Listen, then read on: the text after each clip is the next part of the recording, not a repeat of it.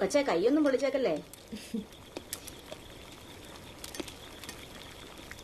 എന്നതടി വറക്കുന്ന ഏത്തക്ക പോളിയാണോ? എന്നതാണേലും നിങ്ങൾക്ക് തരികയില്ല. കൊളസ്ട്രോളേ 320. അത് മറക്കണ്ട.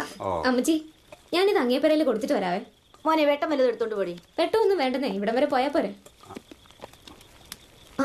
അമ്മച്ചി. ആഹാ, അത് കൊള്ളാലോ. ഓ,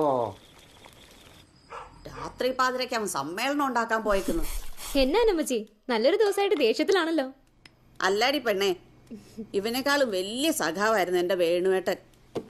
ലോക്കൽ കമ്മിറ്റി അല്ല, ജില്ലാ കമ്മിറ്റി ആണേലും ഈ നാട്ടിൽ വേറെ എന്നാ പരിപാടിയാണേലും സന്ധ്യയ്ക്ക് കുരിശു വരയ്ക്കാനിരുന്നോ അന്നേരം ഈ തിണ്ണയിലുണ്ടാവും.